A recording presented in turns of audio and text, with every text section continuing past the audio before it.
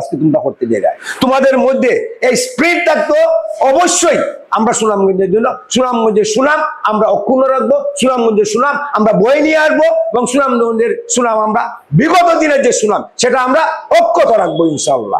এই মানসিকতা এই চিন্তা চেতনা তোমার মধ্যে বিরাজ করতো, এটা আমি চাই। পরিশেষে তোমাদের সকলের সুস্বাস্থ্য কামনা করে সকলের ভালো খেলার প্রত্যাশা রেখে আমি সবাইকে ধন্যবাদ জানিয়ে আমি আমার সংক্ষিপ্ত কথা বক্তব্য শেষ করছি। সবাইকে ধন্যবাদ। বিসমিল্লাহির রহমানির রহিম। আজকে সুনামগঞ্জ জেলা দলের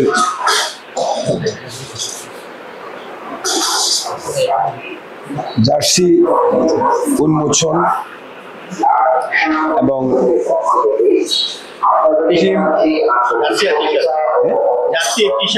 টি শার্ট উন্মোচন এবং সবার সাথে একটি মত বিনিময় অনুষ্ঠান, যে অনুষ্ঠানে উপস্থিত থাকার কথা ছিল আমাদের অতিরিক্ত জেলা প্রশাসক এডিএম সাহেব। মর্মান্তিক এক দুর্ঘটনার কারণে উনি আজ আমাদের সামনে উপস্থিত হতে পারেন নাই।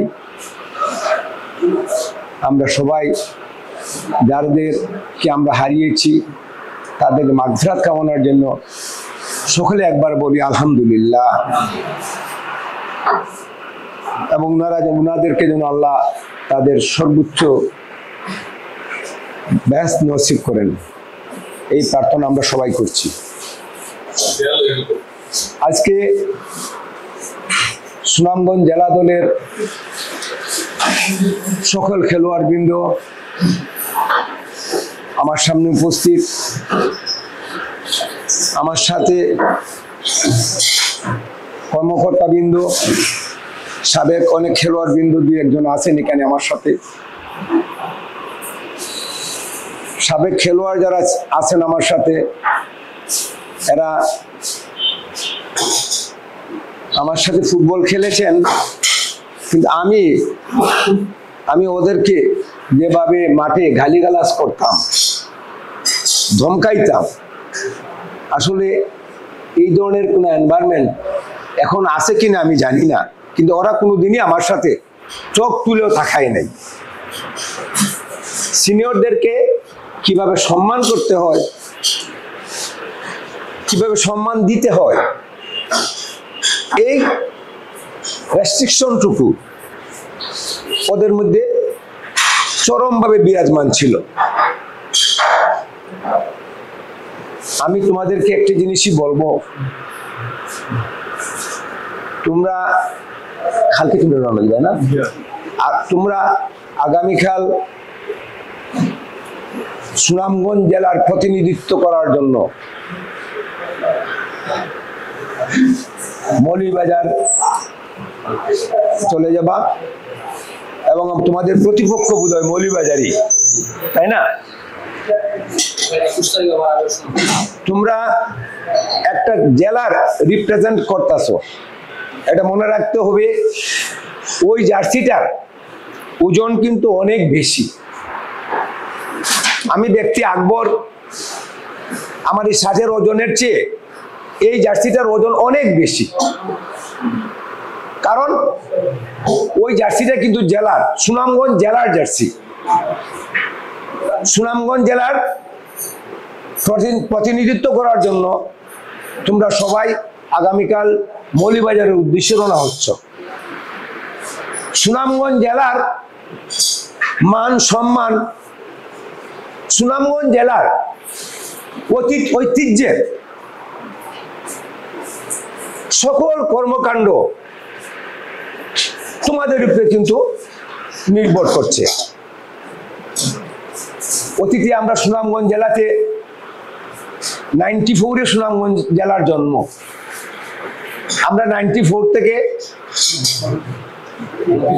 84 থেকে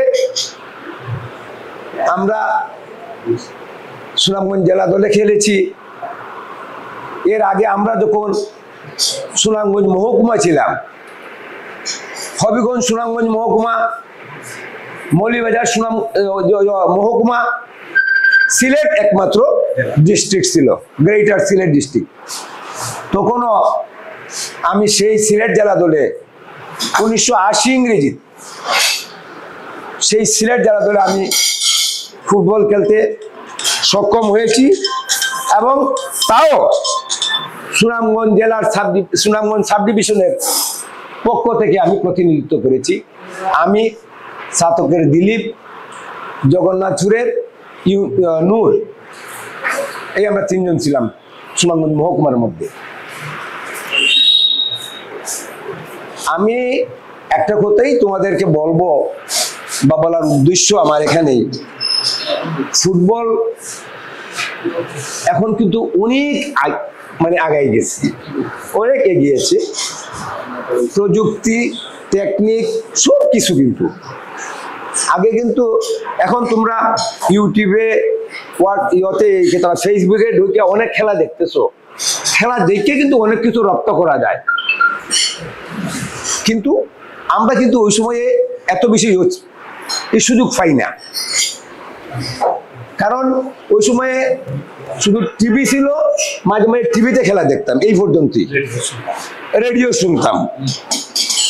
আমি তোমাদেরকে একটা জিনিসই অনুরোধ করব, তোমরা কতটুকু প্র্যাকটিস করো, তো সীমিত সময়ের প্র্যাকটিসে কতটুকু করতে পারবা এটা একমাত্র ভাগ্যের উপরে নির্ভর করে।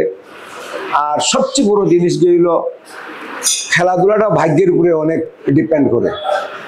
হ্যাঁ, ভাগ্য সহায় থাকলে দুইটা 3টা চান্সের মধ্যে দেখবা কাজে লাগিয়েছি ডিওটি, আবার দেখবা 10টা চান্স পাওয়ার পরেও 100 কাজে লাগাতে পারে নাই, এটা কিন্তু হয়ে থাকে।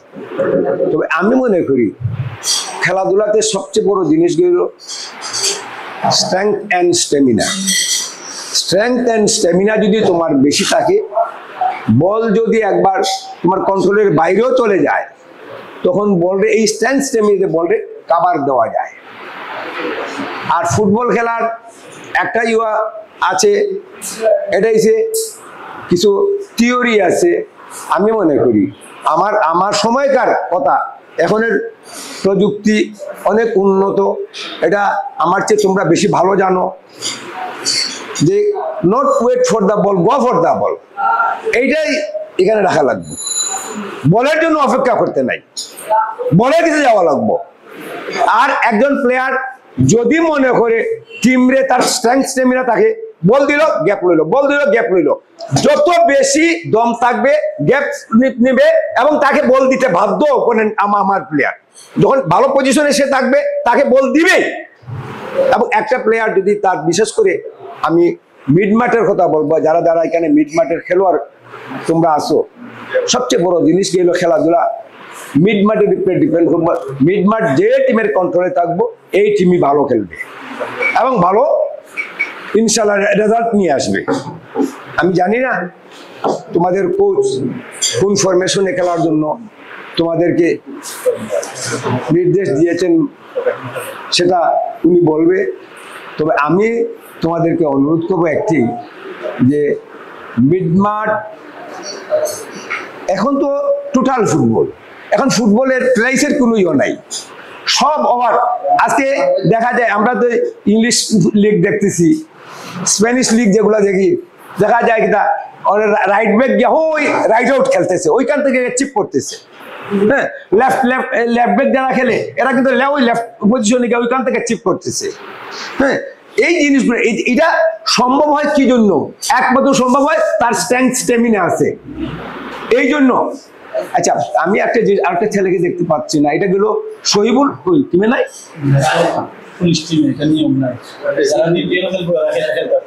ও আচ্ছা আচ্ছা, আচ্ছা যাই হোক, তোমাদের আরেকজন সহকর্মী হেসে থাকলে হতো তোমাদের জন্য আরো ভালো হতো। আমি যতটুকু জানি ছেলেটা খুবই লেবরিয়াস ছেলেটা, খুব পরিশ্রমী। তো আমি তোমাদের উদ্দেশ্যে আমার আর কিছু বলার নেই, যেহেতু তোমরা ভালো খেলো, সেটাই সুনামগঞ্জ জেলার সুনামগঞ্জবাসীর প্রত্যাশা থাকবে। আর যদি বিশেষ করে আমি, তুমি কি 4-3-তে খেলাইবা না কোন ফরমেশনে ইয়ে করছো তোমার? যদি তোমরা 4-3-তে খেলো, যদি তোমরা 4-3-তে খেলো, একটা জিনিস তোমরা আমি খুঁয়ে দিই, এটা গেল যখনই এই তিনটা লিঙ্কম্যান থাকবো, যখনই রাইট সাইডে অ্যাটাক হইব, এটা আগাইব, মিডমার্টের দায়িত্ব সে মধ্যের লিঙ্কম্যানটা একদম মিডমার্ট দত্ত এও যাইব ইয়তে অ্যাটাকে, বুঝছো? সাথে সাথে যখনই কাউন্টার অ্যাটাক হইব, সাথে সাথে নামতে হবে। তো মিডমার্টটা যদি গ্যাপ না থাকে, মিডমার্ট ওই একটা বাধা মিনিমাম এই মধ্যের যে লিঙ্কম্যানটা সে কিন্তু একটু বাধা দিতে পারবে, এটাই স্বাভাবিক। হ্যাঁ, হাজি তোমরা যদি 4-3-তে খেলো, সব সময় অলওয়েজ ওই সাইডের লিঙ্কম্যান আগে কাউন্ট ইয়েতে যাবে, অ্যাটাকে যাবে, কিন্তু মধ্যের লিঙ্কম্যানটা স্টিল নাও মিডমার্টে থাকবো, এটাই করতে হবে। আর সবচেয়ে বড় জিনিস গেল স্ট্রেংথ স্টেমিনাই আমাদের সবচেয়ে বড় পুঁজি আমি মনে করি। আর আমরা আমাদের আমল পর্যন্ত মৌলভীবাজার, সিলেট, হবিগঞ্জ কোনোদিন আমরা লোকে জিততে পারছে না। সুনামগঞ্জের ফুটবল ইতিহাস অত্যন্ত সমৃদ্ধ। জাতীয় পর্যায়ে সিলেট জেলা জীবনেও কোনোদিন চ্যাম্পিয়ন হইতে পারছে না। আমাদের চেয়ে আরো বড় বড় বাঘা প্লেয়ার এই সুনামগঞ্জের জন্য নেওয়া, ছোট নাজির পর্যন্ত জেলা দলে খেলছে, সিলেট জেলা দল খেলছে, কিন্তু সিলেট জেলা দল কোনোদিন চ্যাম্পিয়ন করতে পারতো না সারা বাংলাদেশে। একমাত্র আমাদের সময়ে 1983-তে, তখন আমরা ঢাকা মাঠে মাত্র 2 বছর হয়েছে খেলছি। 1983-তে আমরা সারা বাংলাদেশের মধ্যে সিলেট জেলা চ্যাম্পিয়ন হয়েছি, এই সর্বপ্রথম। এবং আমরা 1 সপ্তাহ 10 দিন শুধু সিলেট খালি বিভিন্ন অনুষ্ঠান দাওয়াত খাইতে আমরা 1 সপ্তাহ 10 দিন আসলাম, বুঝছো? আমার কথা হচ্ছে সুনামগঞ্জের ফুটবল ইতিহাস তোমরা জানো না। সুনামগঞ্জের ফুটবল ইতিহাস খুবই সমৃদ্ধ। সুনামগঞ্জের প্লেয়ার ছাড়া সিলেট ডিস্ট্রিক্ট টিম হয়েছে না। আমাদের আগের জেনারেশনের কথা বলছি, এটা 60 দশকের কথা আমি কইলাম। 60 দশকে সুনামগঞ্জের 8-9 জনের রেগুলার 9 জনে খেলছে সুনামগঞ্জের।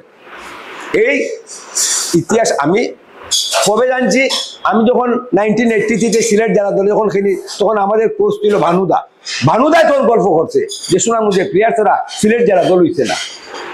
কাজেই তোমরা ওই সুনামগঞ্জ জেলার প্রতিনিধিত্ব আজকে তোমরা করতে যায়। তোমাদের মধ্যে এই স্পিরিট থাকতো, অবশ্যই আমরা সুনামগঞ্জের জন্য, সুনামগঞ্জের সুনাম আমরা অক্ষুণ্ণ রাখবো, সুনামগঞ্জের সুনাম আমরা বয়ে নিয়ে আসবো, এবং সুনামগঞ্জের সুনাম আমরা বিগত দিনের যে সুনাম সেটা আমরা অক্ষত রাখবো ইনশাআল্লাহ। এই মানসিকতা, এই চিন্তা চেতনা তোমার মধ্যে বিরাজ করতো, এটা আমি চাই। পরিশেষে তোমাদের সকলের সুস্বাস্থ্য কামনা করে, সকলের ভালো খেলার প্রত্যাশা রেখে আমি সবাইকে ধন্যবাদ জানিয়ে আমি আমার সংক্ষিপ্ত বক্তব্য শেষ করছি। সবাইকে ধন্যবাদ।